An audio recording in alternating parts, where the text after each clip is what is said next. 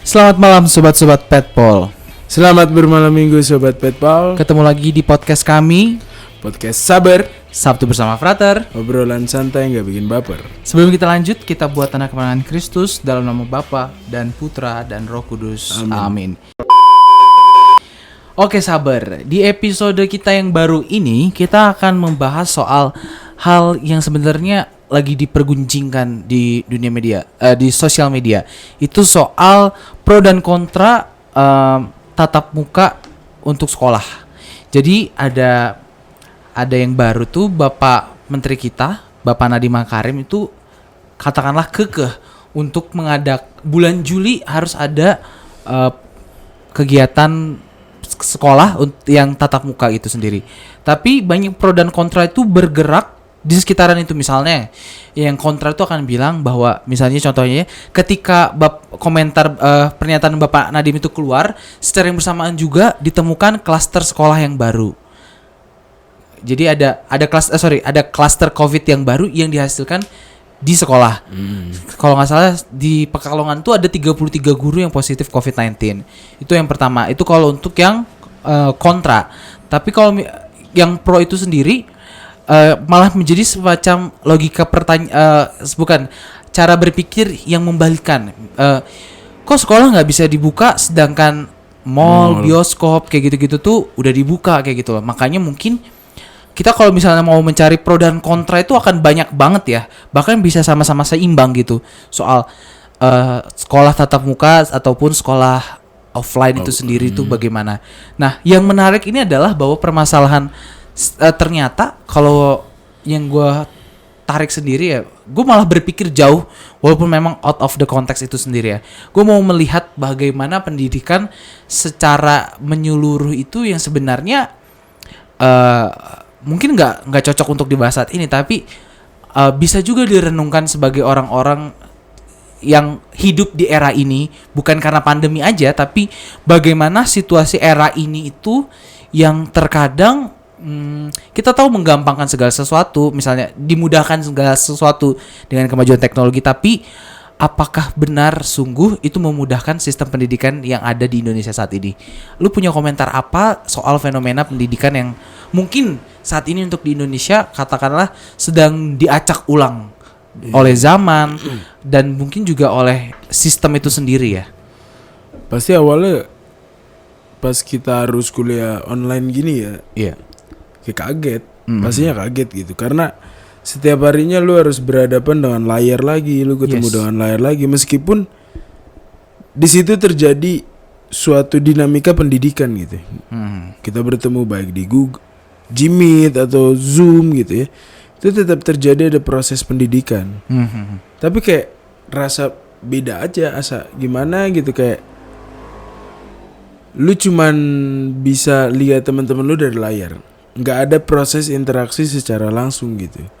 Dan menurut gua pribadi ya, ini tuh pasti kalau dari kita mau ngomong pro kontra pasti bisa jadi sih imbang gitu. Kayak kalau kita mau ngomong baik buruk sistem online ini, buruknya adalah kita sama-sama tahu dan sadar gitu. Kita menyadari bahwa di tengah zaman ini akhirnya kita dibentuk menjadi manusia yang serba instan gitu.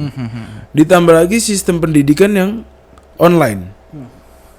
Sudah terbentuk menjadi pribadi yang instan kita, ditambah pendidikan online. Mau dibawa kemana dunia pendidikan Indonesia menurut gue seperti itu.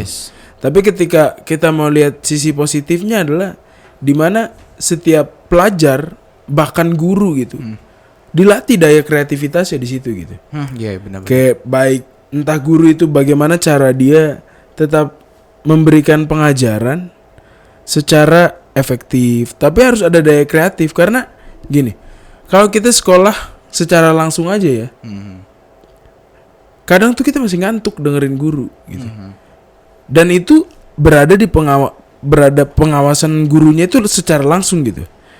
Tapi kalau online gini, guru cuman kelihatan dari layar gitu. Kalau nggak kreatif dalam daya pengajarannya gitu, gimana? Pasti hal-hal yang terjadi bakal lebih buruk daripada ketika kita sekolah secara langsung gitu. Jadi kayak di tengah masa kayak gini tuh baik guru ataupun kaum terpelajar gitu, itu sama-sama diberi tantangan, terutama di daya kreativitas ya, baik dalam hal mengajar untuk para guru dan cara kita belajar dari para peserta didiknya itu gitu. Gue setuju soal tentang ada tantangan terhadap daya kreativitas itu sendiri ya. Kalaupun misalnya kita kembali lagi ke lagi-lagi ke Patrice Corde kayak gitu kan, di highlight bagaimana sikap Santo Yusuf yang punya keberanian kreatif itu sendiri. Walaupun sebenarnya dalam konteks ini memang kreatif yang dibutuhkan itu memang benar-benar ada unsur keberanian untuk mau kreatif gitu. Tapi kalau gue melihat dalam sisi yang lain bahwa oke lah kita juga merenungkan bagaimana permasalahan pendidikan secara umum terlepas dari adanya pandemi gitu sendiri. Ataupun dalam hal ini ketika kita bicara pendidikan secara umum ya pasti otomatis bicara pendidikan soal saat ini gitu sendiri. Ini bukan gua kontra atau against apa ya pendidikan yang tatap yang apa tuh Pada yang saat ini online online. Tapi gue cuma mau sebenarnya ketika kita bilang kreativitas, banyak orang juga yang terkadang menurut gue bersembunyi di balik kata kreativitas. Walaupun sebenarnya gue nggak menyalahkan kreativitas itu sendiri. Kayak contohnya kreativitas yang dangkal menurut gue itu adalah plagiarisme. Iya. Menurut gue itu benar-benar suatu hal yang sangat dimudahkan untuk hal-hal yang saat ini. Walaupun sebenarnya ketika kejahatan atau katakanlah tindak pidana lebih banyak, akan ada lagi juga hal yang mengcounternya lebih banyak juga. Jadi ketika kejahatan banyak, hal-hal yang sifatnya preventif itu akan lebih datang lebih lagi untuk lebih banyak lagi. Misalnya orang kita takut plagiarisme, aplikasi-aplikasi yang mencegah plagiarisme itu justru lebih banyak lagi sebenarnya. Tapi kalaupun misalnya dilihat dalam hal yang lebih jauh, lu setuju konsep pendidikan yang seperti apa? Terlepas itu dari adanya pandemi atau tidak adanya pandemi, atau dalam hal ini terlepas dari adanya offline ataupun online. Menurut gue pribadi ya kayak ya harus disadari bahwa pada dasarnya pendidikan seharusnya mengarahkan manusia menjadi lebih manusia gitu. Yes. Kayak ya lu mau online mau tidak online, itu pendidikan pada dasarnya adalah membentuk manusia itu menjadi semakin manusia. Jadi jangan sampai lu punya pandangan yang dangkal atau pendek tentang pendidikan itu soal nilai. Atau nanti pendidikan itu soal bagaimana gue mendapat kerja atau bagaimana gitu. Tapi pendidikan itu untuk hidup lu sendiri gitu. Gimana lu bisa menjadi manusia yang lebih manusia. Menurut gue nilai terdalam dari pendidikan itu di situ, dan harus mulai disadari nih, baik entah sama para pengajar maupun para murid-muridnya gitu, bahwa nilai terdalam dari pendidikan itu menjadikan manusia lebih manusia. Iya sih, karena agak sulit juga ya, maksudnya dengan teknologi itu pun sebenarnya kalau misalnya gue mencoba berkomentar secara lepas gitu, ya lagi-lagi teknologi itu punya dua sisi juga gitu. Tapi dalam hal ini pertanyaan yang paling mendasar ketika apakah kita tuh sungguh-sungguh siap dengan teknologi yang ada saat itu? Karena ketika misalnya kita ngebayangin soal pendidikan konvensional aja, kita masih tergopoh-gopoh gimana kita mengejar gap yang terjadi ketika pendidikan yang berbasis teknologi itu sudah benar-benar dikedepankan. Walaupun sebenarnya ini sih ya, gue sangat setuju banget dengan konsep pendidikan atau semangat belajar bahwa sekolah itu bukan untuk nilai tapi untuk hidup, yang tadi lu bilang. Dan karena gue menyadari banget kalau hanya untuk nilai, segala cara pun bisa lu lakukan untuk mengejar nilai, yang penting lu lulus dari sekolah. Tapi kalau benar-benar lu memperjuangkan atau lu belajar bahwa belajar itu, gue belajar di sekolah itu untuk hidup, pasti lu akan mempertaruhkan dan benar-benar memberikan perhatian lu, menganggap pendidikan itu sebagai sesuatu yang penting, karena dengan pendidikan lu bisa hidup dengan lebih hidup lagi, atau dalam konteks lain bisa menjadi manusia yang lebih manusia lagi. Karena ya ada pepatah lain bahwa lu tidak ada satupun yang dapat memberi kalau dia nggak punya. Iya. Ya, nemo dat quote non habit itu sendiri kan, yang sebenarnya mau ngekritik juga nih, jangan-jangan ketika kita dalam kalau menurut gue ketika kita belajar atau dalam pendidikan kita tuh nggak berpikiran juga untuk membagikan kepada orang lain. Dalam hal ini kayak ya ilmu lu tuh cuman berhenti pada lu aja, tapi lu nggak bisa membantu manusia lain menjadi manusia kayak gitu sih. Lebih ke langkah nyata dalam pendidikan harus punya hasil yang nyata menurut gue. Hasil yang nyata bukan lagi soal nanti lu kerja di mana, tapi menurut gue pendidikan berhasil ketika dunia ini menjadi lebih baik. Iya sih. Karena ya kalau misalnya mungkin ada yang bilang lu nggak tahu apa-apa tentang kayak gitu. Ketika gue merenungkan sih, misalnya yang paling banget sering selalu jatuh dilayangkan kepada pendidikan itu ini ya tentang intoleransi dan lain sebagainya. Bahwa gue masih melihat bagaimana ini pun kritik terhadap baik sekolah Katolik ataupun sekolah non Katolik ataupun sistem pendidikan agama Katolik dan lain sebagainya itu ya, pendidikan agama.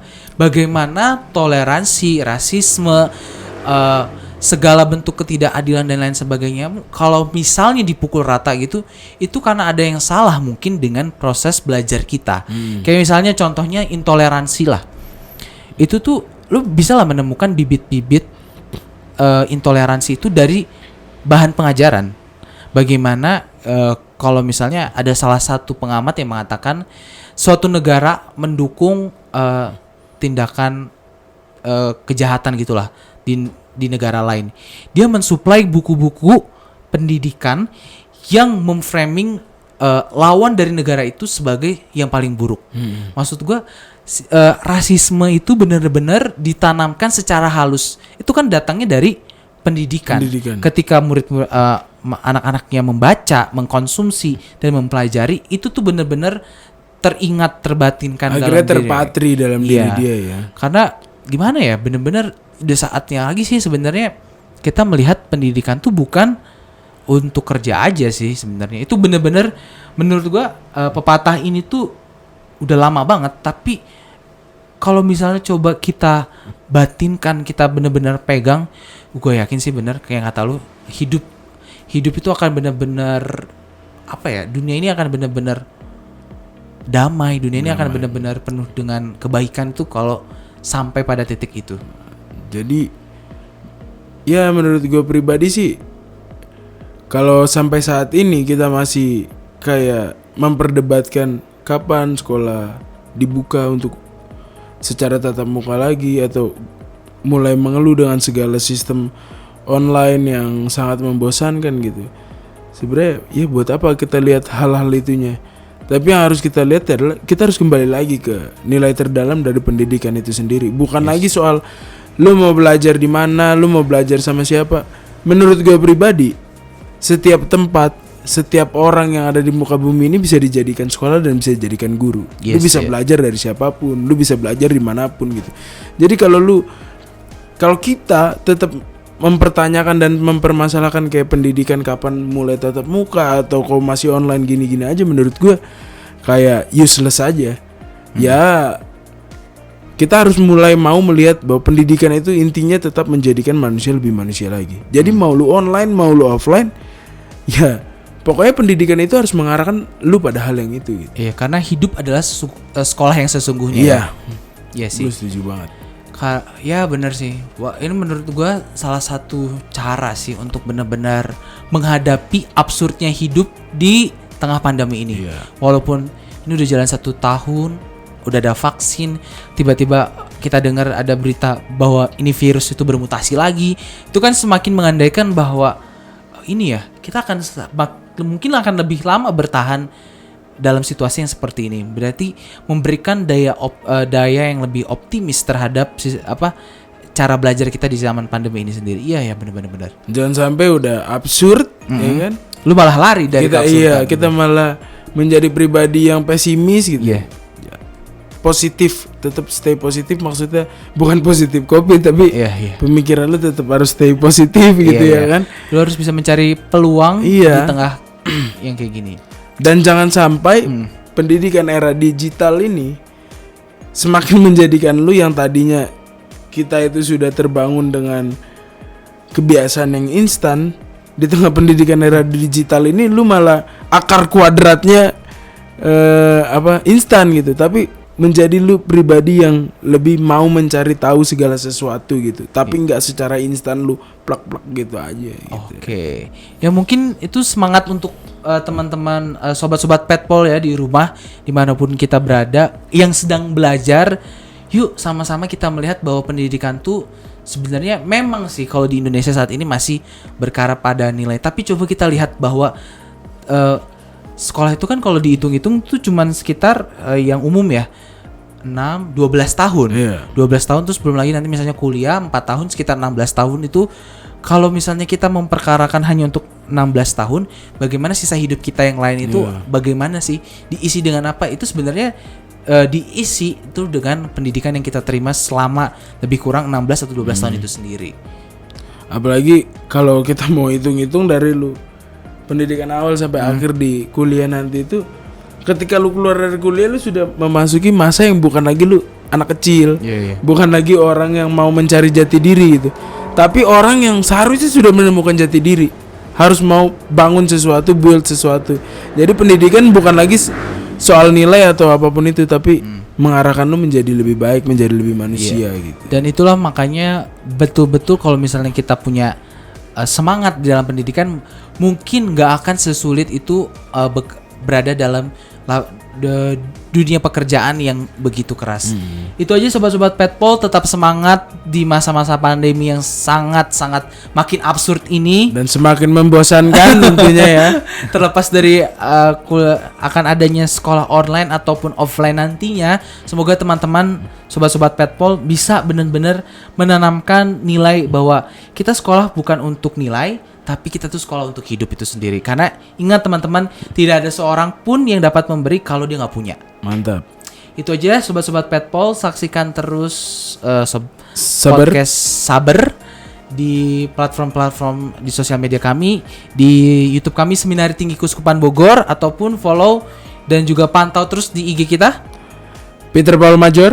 Dan setiap minggunya akan dapatkan konten-konten yang membuat kita semakin yakin dan semoga menularkan kebaikan-kebaikan kepada sobat-sobat Petpol.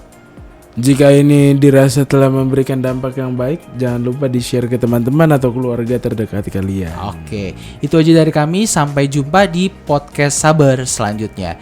Dalam nama Bapa dan Putra dan Roh Kudus. Amin.